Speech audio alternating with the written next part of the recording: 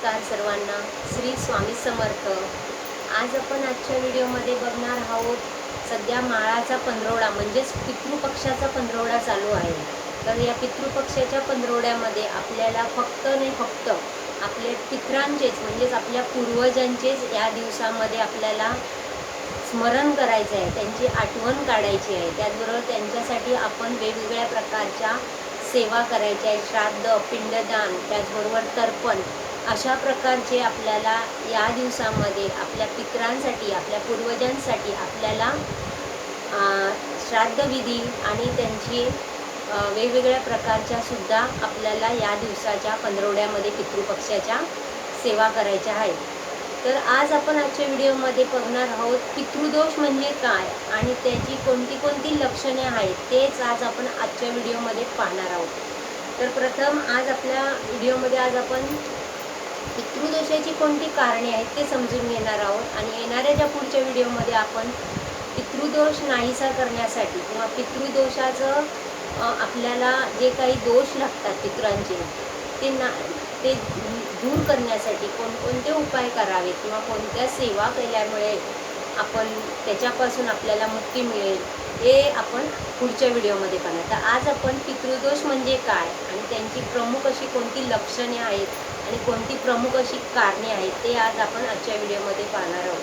तसे तर 3 ते 4 दिवस पितृपक्ष पंधरवडा चालू होऊन गेला आहे. अजून आपल्याला 10 ते 12 दिवस आपल्या पूर्वजांचेच म्हणजे आपल्या पितरांचे आपल्याला या दिवसामध्ये मनोभावे स्मरण करायचे. पूर्वजांचे श्राद्ध, पिंड, तर्पण या विधी मनपूर्वक करून त्यांच्याबद्दल आपल्याला कृतज्ञता व्यक्त करायची आहे. म्हणजे त्यांच्याबद्दल आपल्याला आठवण करून आपल्याकडून जे काही चुका आजपर्यंत आपल्या झाल्या आहेत त्यांच्याबद्दल आपल्याकडून त्यांचं काही पण चुका त्यांच्या करण्यामध्ये आपल्याकडून झाल्या असतील तर त्याची क्षमा प्रार्थना त्यांना आपल्याला या दिवसामध्ये करायची आहे. आणि काही चुका झाल्या असतील तर त्याचीसुद्धा आपल्याला त्यांच्याकडे क्षमा मागायची आहे. त्यामुळे काय होणार आहे तर आपल्या पूर्वजांना मुक्ती मिळणार आहे. कारण या दिवसामध्ये आपले पूर्वज जे असतात ते पृथ्वी तलावर येतात आणि आपल्या कुटुंबामध्ये ते आपल्यामध्ये येतात आणि आपले जे घरातील जे सदस्य आहेत ते आपले स्मरण करतात की नाही किंवा त्यांना जल अर्पण करतात की नाही किंवा त्यांची सेवा होते की नाही हे पाहण्यासाठी ते आपल्या पृथ्वी तलावर येत असतात. म्हणून त्यांची सेवा ही झालीच पाहिजे. देवांपेक्षा पण पितरांची सेवा ही जर आपण केली तरच त्याचे आपल्याला अधिक प्रमाणात पुण्य मिळते. जर आपण देवांची गुरुची सेवा करतो आणि पितरांची जर आपल्याकडून जर सेवा झाली नाही तर आपल्या घरातील सर्व प्रकारची कामे आपल्याला आपल्या कामामध्ये अडथळे येतात आणि कोणत्याही प्रकारची कामे आपली मार्गी लागत नाही. म्हणून पितरांचं पहिलं आपल्याला स्मरण केलं पाहिजे. पितरांची सेवा ही झाली पाहिजे. जर पितरांची आपल्याला पितृपक्षामध्ये आपण सेवा केली तरच आपल्याला त्याचे फळ मिळणार आहे. नुसते आपण कुलदेवतेची कुलाचार करतोय, कुलस्वामिनीची करतोय, गुरुची करतोय तर ते शक्य नाही. आपल्याला पितरांची सेवा केली तरच आपली सर्व प्रकारची कामे मार्गी लागतात. म्हणून पितरांची पितृपंधरवडा शक्य तेवढी सेवा करा, पिंडदान करा. ज्या ज्या तिथीनुसार प्रत्येकाची पितरांची जी तिथी आहे त्यानुसार त्यांना श्राद्ध, जेवण, गरजूंना दानधर्म करा. तर आजच्या व्हिडिओमध्ये प्रथम आज बघणार आहोत पितृदोष म्हणजे काय. तर पितृदोष कशाला म्हणतात तर पितृदोष म्हणजे जेव्हा आपण ज्यावेळी आपल्याकडे पूर्वजांचे नीट श्राद्ध घातलं जात नाही किंवा पिंडदान केलं जात नाही किंवा अंत्यसंस्कार जेव्हा आपण मृत व्यक्ती किंवा मरण झालेले जे आपले पूर्वज असतात त्यांच्यावर जर अंत्यसंस्कार विधी व्यवस्थित रीतीने जर विधीपूर्वक पार पडले नाही तरी देखील आपल्याला पितृदोष लागतो. त्याचप्रमाणे अकाली मृत्यू जर कोणाचा आपल्या घरामध्ये झाला असेल तर अत्यंत असा प्रखर पितृदोष आपल्या घराण्याला लागतो. आणि हा जो पितृदोष असतो तो खूप असा कडक प्रमाणात असल्यामुळे आपल्या घरातील जे काही कामे असतील, अडीअडचणी असतील, सर्व प्रकारच्या ज्या अडीअडचणी आपल्याला सदैव आपल्या कामामध्ये बनून राहतात. म्हणजे घरात त्या अडचणी एवढ्या निर्माण होतात की कोणतेही काम आपले पूर्ण होत नाही. अशा प्रकारचा जर पितृदोष असेल तर त्या घरामध्ये सतत वारंवार भांडणे तंटे होत असतात. जर असं असेल तर तो घराण्यामध्ये आपल्या पिढ्यानपिढ्या चालत असलेला पितृदोष आहे, आपल्या घरात पितृदोष आहे हे समजून जावं. किंवा वडाचं किंवा पिंपळाचं झाड चुकून जर आपल्या हातून कापल्या गेलं असेल किंवा तोडल्या गेलं असेल तरीसुद्धा आपल्याला पितृदोष लागू शकतो.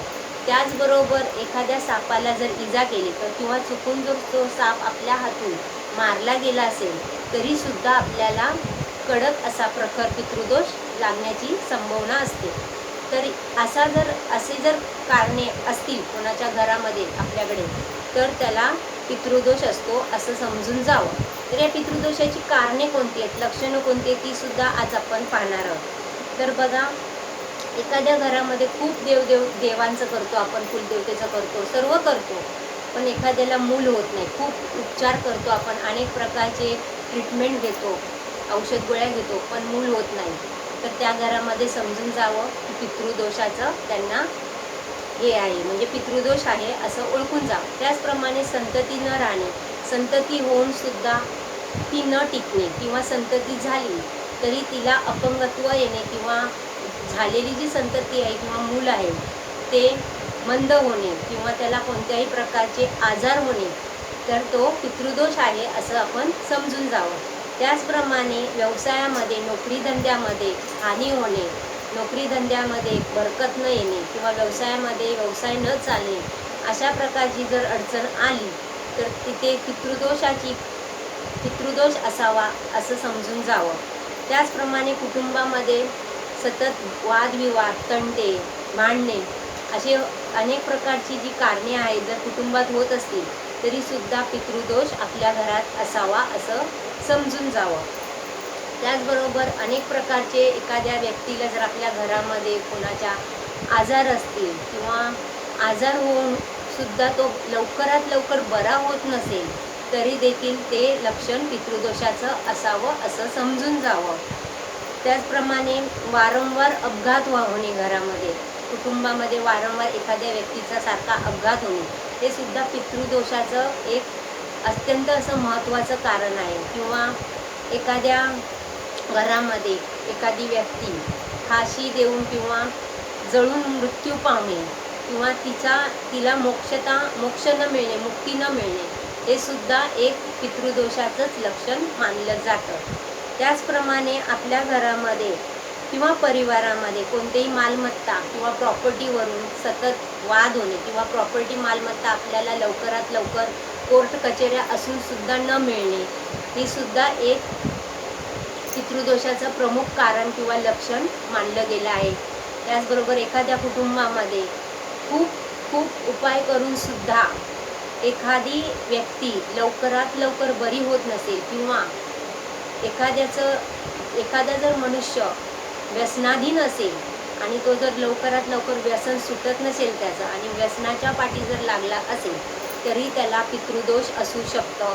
हे सुद्धा अत्यंत असं महत्त्वाचं कारण पित्राचं मानलं गेलं आहे. म्हणून अशी जर लक्षणे किंवा असे जर कोणकोणत्या प्रकारची कारणे आपल्या घरात आढळली असल्यास तर ते आपल्या पितरांचं आपल्या घरावर पितृदोषाचा आपल्याला त्रास होऊ शकतो. अशी ही पितृदोषाची काही छोटी छोटी अशी लक्षणे आणि कारणे आहेत की ज्यामुळे आपल्या घरामध्ये पितृदोष असू शकतो हे आपण ओळखून जावं. तर येणाऱ्या पितृपंधरवड्यात ज्या ज्या सेवा आहेत त्या आपण सर्वांनी करावं. श्राद्ध घालावं, पितरांचं आपल्याला मनोभावे श्राद्ध करून पूर्वजांची क्षमा मागावी आणि त्यांना मुक्ती मिळण्यासाठी तर्पण आणि ज्या काही सेवा असतील, आधीच्या व्हिडिओमध्ये पण मी सेवा सांगितलेल्या आहेत, त्या ज्या सेवा आहेत त्या प्रत्येकाने आवर्जून कराव्यात. त्याचबरोबर पिंडदान, गरिबांना मदत या सेवा आवर्जून प्रत्येकाने या पितृपंधरवड्यात आपल्या पूर्वजांसाठी नक्की करा. त्यामुळे तुम्ही केलेले जे काही कर्म असतील, वाईट कर्म आपल्या हातातून होतात किंवा पूर्वजांची आपण आठवण काढत नाही, त्यांना कधी नमस्कार करत नाही, विस्मरण होतं अशा वेळेला कधी कधी आपल्या हातून, तर त्याबद्दल आपल्या पूर्वजांकडे, आपल्या पितरांकडे त्याबद्दल क्षमा मागा, प्रार्थना करा आणि जी काही आपल्या घरामधल्या ज्या काही अडीअडचणी आहेत त्या सोडवण्यासाठी त्यांच्याकडे प्रार्थना करा. आणि इथून पुढे ज्या काही माझ्याकडून आधीच्या चुका झाल्या असतील त्याबद्दल त्यांच्याकडे क्षमा मागा. त्यामुळे तुमच्यातील जे काही पितृदोष असतील घराण्यामध्ये प्रत्येकाच्या, ते नक्कीच पूर्ण निघून जाण्यास आपल्याला त्याची मदत होईल. अशा प्रकारे पितृदोष कसा ओळखावा आणि पितृदोषाची कोणकोणती कारणे आहेत ती आज आपण आजच्या व्हिडिओमध्ये पाहिली. तर येणाऱ्या पुढच्या व्हिडिओमध्ये आपण पितरांसाठी कोणते आपण सेवा कराव्यात, पितरांसाठी कोणकोणत्या प्रकारच्या सेवा आणि कोणकोणत्या प्रकारचे स्तोत्रांचं पठण करावं, ज्यामुळे प्रखरातला प्रखर पितृदोष कमी होण्यास आपल्याला मदत होईल. तर आजच्या व्हिडिओमध्ये आज आपण बघितलं पितृदोषाची कारणे आणि पितृदोष कसा ओळखावा हे आज आपण पाहिलं. तर आजचा व्हिडिओ आवडला असल्यास जास्तीत जास्त शेअर करा. धन्यवाद. श्री स्वामी समर्थ. जय जय स्वामी समर्थ.